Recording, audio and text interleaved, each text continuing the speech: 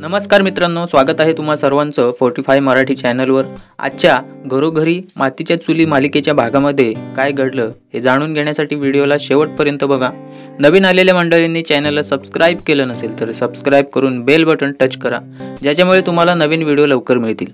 तर बघा मित्रांनो, जानकी आणि तिच्या घरचे कोर्टातच असतात। तिथे ऐश्वर्या सुद्धा असते, पण ऐश्वर्याने उलटसुलट आता रणदिव्यांवर आरोप केलेले असतात। कालच्या भागात आपण पाहिलं होतं की ऐश्वर्यानेच रणदिव्यांवर उलट केस केलेले आहे की हे लोक माझा छळ करत आहेत। तर बघा आता आजच्या भागात ऐश्वर्या त्यांना म्हणते, काय झालं, तुमच्या चेहऱ्याचा रंग का उडालाय आता? कारण मित्रांनो, जानकी, ऋषिकेश, सौमित्र आणि बाकी सगळेच आता गप्प बसलेले असतात। ऐश्वर्याची ही भयानक अशी ओलांडलेली पातळी त्यांनी पाहिलेली आहे। तर आता याला प्रत्युत्तर म्हणून जानकी, ऋषिकेश, सौमित्र, अवंतिका कशा प्रकारे चॅलेंज करतील हे पाहण्यासारखं असणार आहे। आणि गप्प बसलेल्या रणदिव्यांना जानकी एका नेत्याप्रमाणे सांभाळत असते। पण ऐश्वर्या म्हणते, काय झालं, तुम्हाला असं वाटतंय का की मला खाऊ का गिळू? पण या सगळ्याला मी जबाबदार नाही, याच्यात तुमच्या जानकी वहिनीचा दोष आहे। आणि याच जानकीने त्या दिवशी मला जर खिजवलं नसतं ना, तर तुम्हा लोकांना हा दिवस बघायला लागला नसता। बाकी रणदिवे मात्र गप्प बसलेले असतात। आता जानकी ऐश्वर्याला म्हणते, ऐश्वर्या, हे दिवस पण जातील, पण तू त्याची काळजी करू नकोस, तू स्वतःची काळजी कर। पण ऐश्वर्या बोलू लागते, असे कसे दिवस जातील, मी जाऊच देणार नाही त्यांना। मला घरातून हाकलून देऊन तू खूप मोठी चूक केलेली आहेस।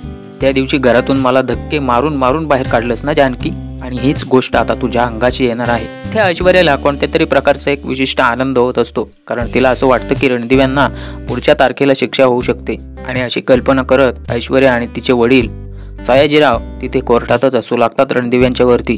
अवंतिकाला खूप राग येत असतो, पण ती वकिली पेशाने काळा कोट अंगावर चढवला असल्याने तिला कायद्याच्या चौकटीत राहावं लागतं, म्हणून ती मनात असूनही काही करू शकत नाही। जानकी म्हणू लागते की शेवटी सत्य जिंकणार आहे, पण इथे न्यायालयात उभी राहून तू स्वतःचा निकाल देऊ नकोस ऐश्वर्या। मी खमकी आहे माझ्या कुटुंबाला वाचवण्यासाठी, मी तुरुंगच काय सुरुंग लावायला सुद्धा कमी करणार नाही तुझा खोटारडेपणा बाहेर काढण्यासाठी। आणि विजय शेवटी सत्याचा होणार आहे। येणारी वेळच ठरवेल ऐश्वर्या की तुरुंगाची हवा कोण खाणार आहे। आता मात्र ऐश्वर्याची चांगलीच बोलती बंद केलेली आहे जानकीने। आता ती ऐश्वर्याला हे सुनावून आपल्या कुटुंबाला घेऊन घराकडे निघते। पण जानकीच्या या शब्दांचा ऐश्वर्यावर काडी मात्र परिणाम होत नाही। ती याच भ्रमात असते की ही केस तीच जिंकणार आहे आणि शिक्षा मात्र जानकीच्या कुटुंबाला आणि जानकीला होणार आहे। तिकडे मास्कमॅन मात्र लताबाईंना धमकी देत असतो की जीवावर उदार होऊन तुम्हाला मी संधी देत आहे एक, तुमच्या मुलीशी काय बोलायचं आहे ते मन भरून बोला, मन मोकळेपणाने बोला। मी तुमचा निरोप देईन, शपथ, तुमची शपथ घेऊन सांगतो, मी तुमचा निरोप नक्की तुमच्या मुलीपर्यंत पोहोचवेन। आता इथे लताबाईंना काही कळत नाही हा असा अचानक कसा बोलू लागला हे सर्व, म्हणून ती त्याला म्हणते, हे काय नवीन नाटक लावलंयस तू आता, तुला काय पाहिजे तरी काय? मास्कमॅन म्हणतो, मला काय हवंय ते मी तुमच्या मुलीला सांगेन, पण आता तिच्यापर्यंत तुमचा निरोप तर द्या आणि संधीचा फायदा घ्या। म्हणतो, त्वरा करा। जशी काय हा मास्कमॅन लताबाईंसमोर ऑफरच ठेवतोय। आपल्याकडे असलेला मोबाईल काढून तो लताबाईंची व्हिडिओ बनवू लागतो आणि त्याच्यात लताबाईंना जे काही बोलायचं आहे ते बोलायला लावतो। लताबाई आता व्हिडिओमध्ये बोलू की नको बोलू अशा भ्रमामध्ये असते, पण बाजूला असलेली ती माया लताबाईंना म्हणते, हो बोला बिंदास्त। तर लताबाई व्हिडिओमध्ये आपला निरोप जानकीपर्यंत पोहोचावा यासाठी दोन शब्द बोलते की, जानकी, तुला माझी काळजी लागून राहिली असेल ना, बाळा माझी काळजी करू नकोस, मी ठीक आहे। जानकी आणि ऋषिकेशचं कुटुंब आता घरी परतलेलं असतं। सगळेच टेन्शनमध्ये असतात। नानांना सगळं खरं सांगितलेलं असतं आणि नाना अंदाज लावतात की म्हणजे ऐनवेळी ऐश्वर्याने ती केस आपल्यावरच उलट फिरवली। सौमित्र सांगू लागतो की नाना, आज वाटलं होतं की निकाल आपल्या बाजूने लागेल, पण ऐनवेळी तो व्हिडिओ समोर आला आणि सगळं खेळ खल्लास झाला। इथे सारंग अगदी शहाण्यासारखा प्रश्न उभा करतो। तो म्हणतो, मला एक कळत नाही, पण तो व्हिडिओ रेकॉर्ड केला तरी कोणी? ऋषिकेश अंदाज लावून म्हणतो, दुसरं कोण असणार, त्या ऐश्वर्याची मैत्रीणच असणार। पण जानकीची दूरदृष्टी खूप खोल असते।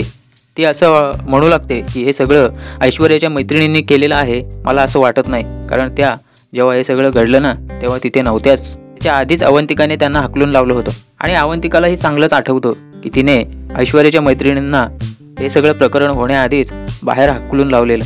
आता जानकीचा अंदाज असा असतो की हे कोणीतरी बाहेरच्याने केलेलं आहे, खिडकीच्या बाहेरून शूट केलेलं आहे, आपल्या घरातली व्यक्ती नाही। जानकीला आणखीन एक खात्री पटते, शूट करणारा व्यक्ती तो मास्कमॅन सुद्धा असू शकतो असं ती घरातल्यांना सांगते। नाना विचारतात की तो मास्कमॅन नक्की आहे तरी कोण? ऋषिकेश नानांना सांगतो, हो नाना, तो मास्कमॅन तर ऐश्वर्याला प्रत्येक गोष्टीमध्ये मदत करतो। ऐश्वर्याने जेव्हा माझ्याशी लग्न करण्याचा घाट घातला होता ना, तेव्हा तो मास्कमॅन आपल्या घरापर्यंत येऊन पोहोचला होता. सारंगलाही चांगलंच आठवतं, जेव्हा तो घराकडे आला होता, जेव्हा लपून बसलेला त्यावेळेस सारंगनेही त्या मास्कमॅनला पाहिलं होतं. तसं तो घरच्यांनाही सांगतो आणि सारंगला वाटतं की ऐश्वर्याच्या नादाला लागून तो सुद्धा आपलं घर बर्बाद करायला लागलेला आहे. इथे नाना म्हणतात, आपण त्या मास्कमॅनचं काय बिघडवलेलं आहे? अवंतिका पण म्हणते, अहो नाना, पण आपण ऐश्वर्याचं तरी कुठे काय बिघडवलंय? पण तरीही ती आपल्या वाईटावर चपलेलीच आहे ना. जोपर्यंत तो मास्कमॅन कोण आहे, त्याचा खरा चेहरा काय आहे हे कळत नाही ना, तोपर्यंत आपल्याला कोणत्याच गोष्टीचं उत्तर मिळणार नाही. तिकडे मास्कमॅनने लताबाईंची पोरीबद्दलची भावनिक व्हिडिओ बनवलेली असते आणि तो म्हणतो, आता बास झालं, नाहीतर मी आणखीन पोरीच्या प्रेमाबद्दल इमोशनल होऊन जाईन. लताबाई रडत रडत म्हणू लागतात, सांग तू या व्हिडिओचं काय करणार आहेस? मास्कमॅन मात्र काहीच न बोलता निघून जातो आणि लताबाई रडू लागतात. पण लताबाईंना कसं समजवायचं, कसं शांत करायचं असा प्रश्न आता माझ्यासमोरही असतो. घरी नाना म्हणू लागतात की थोडक्यात आपलं असं झालेलं आहे की इकडे आड आणि तिकडे विहीर. इथे मात्र जानकी आणि ऋषिकेशला असा विश्वास असतो की जोपर्यंत आपण एकत्र कुटुंब म्हणून आहोत ना, तोपर्यंत आपल्यावर कोणत्याही प्रकारचं मोठं संकट विजय मिळवू शकत नाही. इथे सौमित्र शहाणपण दाखवतो आणि म्हणतो, दादा, पण या संकटावर मात करणं इतकं सोपं नाही. आज कोर्टात जे काही घडलंय ना, त्याच्यामुळे आपण पुरतं अडचणीत अडकलेलो आहोत. त्या ऐश्वर्याने तिचा छळ केला आहे अशी केस टाकलेली आहे आपल्या विरोधात. चुकून जरी निकाल तिच्या बाजूने झाला तर आपल्या सर्वांना जेलमध्ये जावं लागेल. पण इथे आजीच वाकडं तिकडं बोलून संपूर्ण कुटुंबाचं मनोबल खचवू पाहते. म्हणते, चला तर मग संपूर्ण कुटुंबाला सुरुंग लागला तर म्हणायचा. आजीला सकारात्मक बोलता येत नाही, त्याच्यामुळे ऋषिकेश म्हणतो, आजी, अगं तू हे काय बोलतेस? पण आजी इथे ऐश्वर्याला घाबरल्यासारखं दाखवते आणि ती ऋषिकेशला म्हणते, ऋषिकेश, मी तुम्हा सर्वांना म्हणाले होते की त्या ऐश्वर्याच्या नादाला लागू नका, ती गप्प बसणार नाही. आता काय कराल तुम्ही? सारंगला मात्र या आजीचा जबरदस्त राग येतो आणि तो थेट मोठ्या आवाजात विचारतो, आजी, तू नेहमी त्या ऐश्वर्याच्या बाजूनेच का बोलत असतेस? इथे मात्र आजी सारंगला म्हणते मोठ्याच आवाजात, मी सत्याच्या बाजूने बोलते, खऱ्याच्या बाजूने बोलते, मी काही ऐश्वर्याच्या बाजूने बोलत नाही. तुम्ही लोक नेहमी म्हणत होतात ना की जानकी ऐश्वर्यापेक्षा उजवी आहे, मग आता काय झालं? इथे आजीच ऐश्वर्या आणि जानकीची तुलना करत संकटावर मात करायची सोडून संकट वाढवण्याचा प्रयत्न करते. तिचा घरातल्यांना हाच सवाल असतो की आता पाहिलं ना, कोण कोणावर वरचढ ठरलेला आहे. आता सुमित्रा मागाचपासून गप्प बसलेली असते, पण हे आजीचं असं बोलणं ऐकून तिच्या आईला सुद्धा रागच येतो. म्हणजे सुमित्राला राग येतो तिच्या आईचा. सुमित्राही ओरडून त्या आजीला गप्प करते, पण नाही गप्प बसणार असं उलट उत्तर देते आजी. इथे आजी असं दाखवते की तिला कुटुंबाची काळजी आहे, म्हणून ती म्हणते, कुटुंबाच्या आणि या घराच्या काळजीपोटी बोलते मी, हे लक्षात ठेवा तुम्ही. इथे आता आजी जानकीवर रोष ठेवून तिलाच गाळ्यात घेते आणि म्हणते, काय ग जानकी, तू तर खड्ड्यात पडलीसच, सोबत आम्हा सर्वांना खड्ड्यात घेऊन गेलीस, आणि आता जर उद्या सगळ्यांच्या हातात बेड्या पडल्या ना, तर सोडवायला कोण येणार आहे? असा आजीचा सवाल जानकीला असतो. मात्र सारंग ओरडतो, आजी. सौमित्र पण ओरडतो, आजी, तू त्याची काळजी करू नकोस, मी अजून जिवंत आहे आणि जोपर्यंत मी जिवंत आहे ना, तोपर्यंत जानकी वहिनीलाच काय, या रणदिवे कुटुंबाला सुद्धा मी काही होऊ देणार नाही. सौमित्र इतका भडकलेला असतो आजीवर की आता तिला तिची जागा दाखवूनच देतो. म्हणतो, त्या घाणेरड्या ऐश्वर्याचं या घरात नाव घेणं आजी तू आधी बंद कर बघू, आणि सतत जानकी वहिनीला ब्लेम करणं सोडून दे. इथे जानकी मात्र नरमाईने घेते. ती म्हणते, सौमित्र भाऊजी, आजींना बोलू दे असं, कारण जे बोलतायत आजी ते खरंच आहे, मी चुकले. इथे हा प्लॅन माझाच होता, खरं तर मी तुम्हा सर्वांची माफी मागायला हवी होती. इथे ऋषिकेश आणि सौमित्रला असं वाटतं की जानकी वहिनी आता स्वतःला दोषी समजते, पण इथे आता आजीने खूप मोठा ड्रामा घडवलेला आहे. या घरातली कीड म्हणजे ती आजीच. तर मित्रांनो, आपण प्रेक्षक म्हणून या आजीवर कोणती कमेंट कराल? ऐश्वर्या संगत तिला सुद्धा या घरातून हाकलून द्यायला हवं होतं. जानकीला आता असं वाटतं की खरंच तिच्यामुळेच रणदिवे कुटुंब सगळं अडकलेलं आहे आणि आता यांना जबाबदार सुद्धा मीच आहे.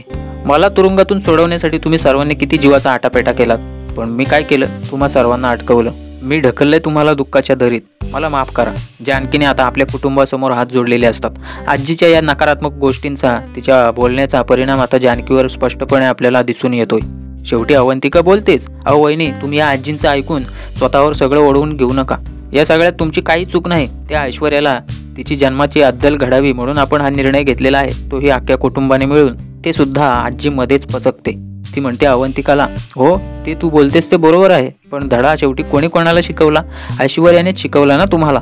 आता घरी सयाजीराव आणि ऐश्वर्याचं बोलणं चालू असतं की कशा प्रकारे त्यांनी रणदिवे कुटुंबाला धडा शिकवलेला आहे.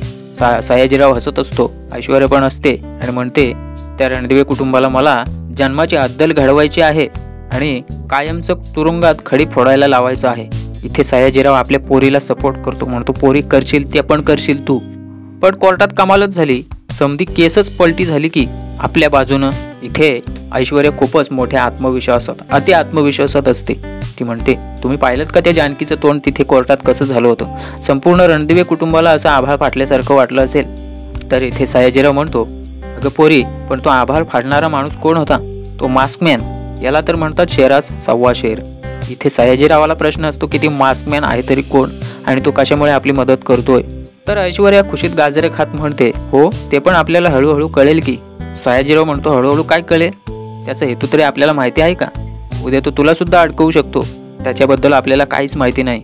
ते मात्र आता ऐश्वर्या घाबरते आणि ती डॅडाला विचारते, म्हणजे सयाजीरावाला, की तुम्हाला असं का वाटतंय? तर सयाजीराव म्हणतो, त्या मास्कमॅनचा ना रणदिव्यांशी संबंध आहे ना पोरी तुझ्याशी, पण तो तुझीच मदत का करतोय आणि याच्या पाठीमागे त्याचा नक्कीच काहीतरी स्वार्थ असावा. ऐश्वर्याला तिच्या डॅडाची ही बात पटते आणि ती म्हणते, योग्यच आहे ते तर आपण बघूच, पण आधी या रणदिव्यांची पाठ सपाट करायला हवी. ऐश्वर्या मोठ्या तावातावात बोलू लागते की आता डॅडा बघाच तुम्ही, त्या रणदिव्यांना मी कशी घराच्या बाहेर काढते. मी जितका मागेन तितका पैसा त्यांना माझ्यासमोर ओतावा लागेल. त्या लोकांना काही मी आता सोडणार नाही. आयुष्यभर कर्जबाजारी करून ठेवेन, आयुष्यभर कर्ज फेडता येणार नाही त्यांना, इतका पैसा मी त्यांच्याकडून उकळेन. ते ऐश्वर्याचा जबरदस्त जानकीवर राग असतो. ती जानकीचं नाव घेऊन म्हणते, जानकी, तू मला घराच्या बाहेर मारत मारत हाकलून दिलंस ना, आता बघ मी तुला कशी त्या घराच्या बाहेर हाकलून लावते. आता परत इथे रणदिव्यांच्या घरी आजी सुमित्राला डिवचायला आलेली असते आणि म्हणते, सुमित्रा काय? मग त्या जानकीचे रणदिवे कुटुंबात गोडवे गात असेल मनातल्या मनात. आता तयारी ठेवा जेलमध्ये जायची.